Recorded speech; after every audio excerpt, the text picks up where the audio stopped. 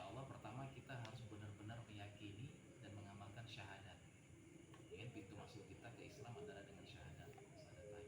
Kemudian kita diperintahkan sholat. Tadi kalau kata Ustadz tadi kan kita ada panggilan Allah, yang pasti panggilan kita pulang. Nah, kehadiran Allah lah, pulang karena meninggal. Kemudian panggilan Allah dalam melaksanakan sholat. Nah, panggilan sholat ini panggilan Allah, harus benar-benar kita penuhi. Apapun kondisinya ada panggilan sholat, kita datang. Makanya kita ada perintah untuk mempelajari ya sholat ini, karena ini perintah wajib. Nah, nanti kalau kita dalam kondisi baru sedikit keilmuan, memang harus belajar. Sholat ini wajib bersih, berarti kita harus membersihkan diri. Wudhu, ya kan?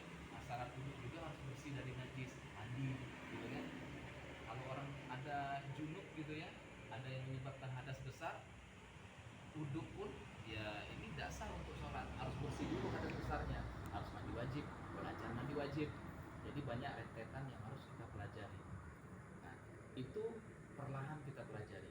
Jadi sudah bersyahadat, kita juga harus wajib melaksanakan sholat.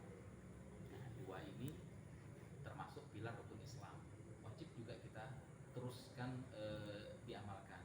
Nah, kemudian kita juga diperintahkan puasa, wajib ini puasa. Kalau misalnya kita nggak puasa, maka kita pun akan diberikan ya hukuman ya oleh Allah, baik itu dengan denda, bentuk kita membayar fidyah gitu ya. Nah, kalau kita memang terang-terangan kita melanggar, kita termasuk dosa besar. Ya.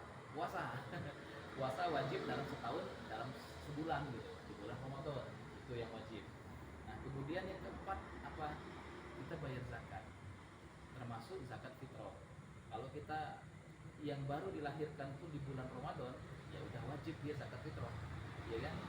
Nah, itu wajib kita membayarkan zakat.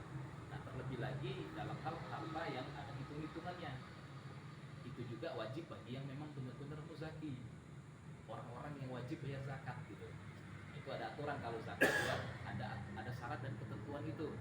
Tapi yang wajib adalah zakat fitrah, itu wajib dibayarkan ya. Nah, yang kelima termasuklah rukun Islam ini adalah umroh dan haji. Jadi kita sempurnakan keislaman kita ini, kita jalankan sendiri.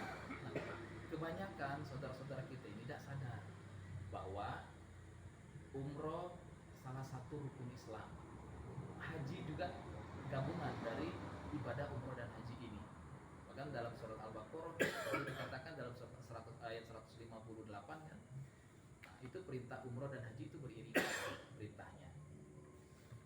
Nah, jadi apa itu ibadah umroh? Kalau misalnya mungkin kita selama ini tidak tahu kegiatan apa harusnya seperti itu ibadah umroh, yang pasti ibadah umroh itu punya rukun-rukun juga, sama seperti kita sholat. Gerakan sholat harus diawali dengan takbiratul ihram gitu ya, dengan niatnya.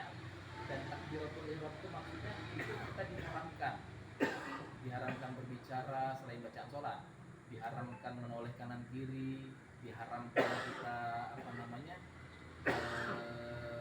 makan, diharamkan minum saat kita sholat. Itu namanya takbiratul ihram. Itu memulai saat itu haram semua kita lakukan. Intinya haram itu batal sholat kita kalau kita lakukan itu. Nah, sampailah rukun, banyak rukunnya, ada lebih kurang 13 rukun, diakhiri dengan salam. Setelah kita salam, Assalamualaikum warahmatullahi wabarakatuh. Assalamualaikum warahmatullahi wabarakatuh. Halal. Ngomong apapun jadi halal. Kita makan minum halal. Itu rukun itu harus kita sempurnakan sholat kita. Nah, termasuklah puasa juga ada rukunnya, ya kan? Saat kita mulai dari sahur sudah mulai kita nahan diri gitu. Saat juga sudah mulai memulai puasa di subuh itu kita tidak boleh makan, diharamkan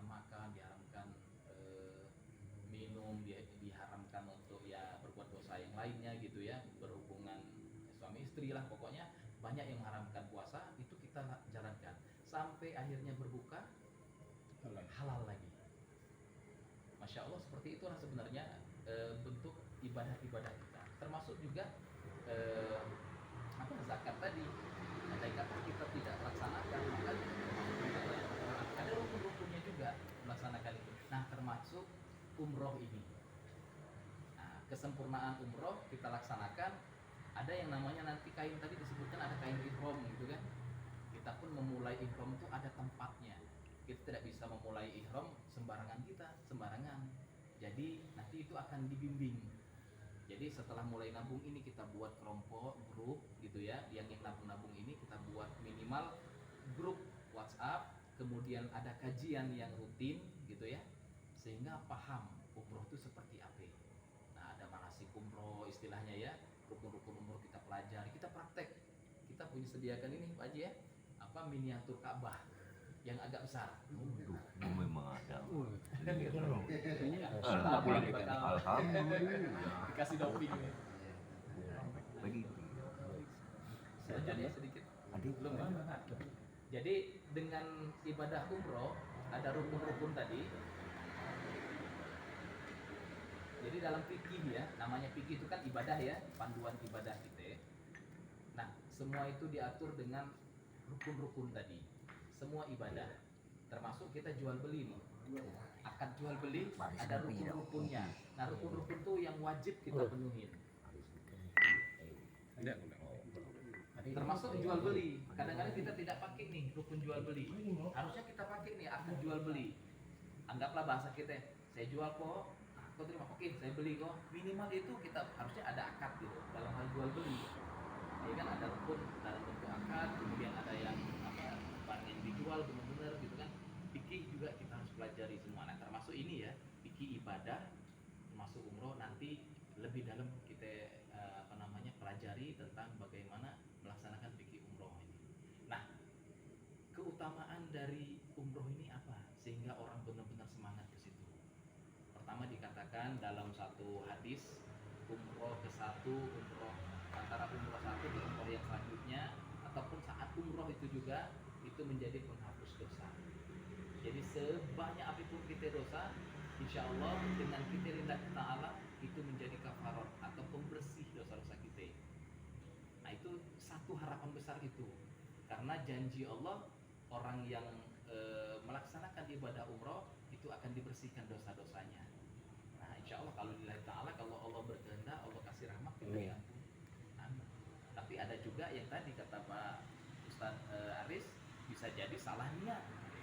Datang umroh ya selfie dengan macam-macam gitu, itu juga salah niat. Takutnya nanti dari itu jadinya murka Allah, ya kan.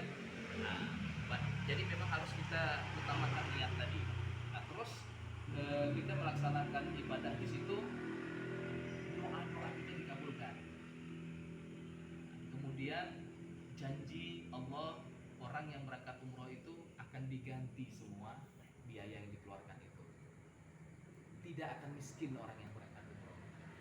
Nah, itu udah janji Allah. Pertama dihapuskan dosa, sudah dijanjikan tidak akan miskin, dan doa-doa dikabulkan. Nah, itu kita anggaplah termasuk jalan pintas untuk kita tuh mendapatkan keberkahan dalam ibadah kita. Ada yang sholat di Mekah di depan Masjidil Haram, depan Ka'bah di Masjidil Haram, sekali sholat itu pahalanya 100.000 kali dibanding masjid-masjid yang lain.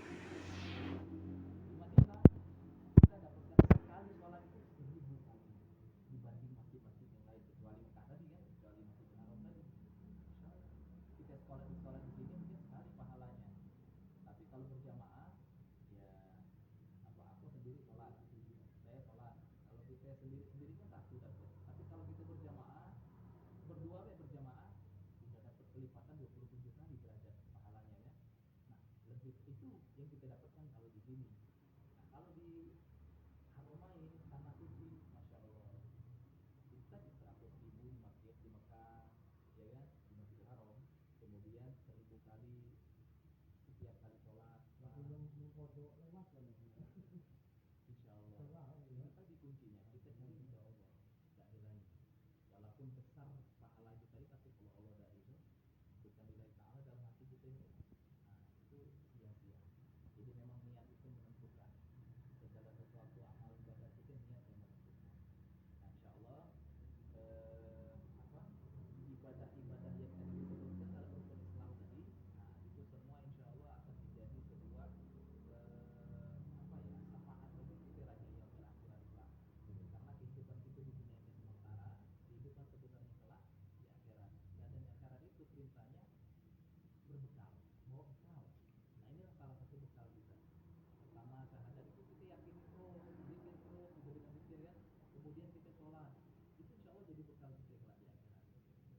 puasa itu jadi betapa enak. Nah, termasuk ini luar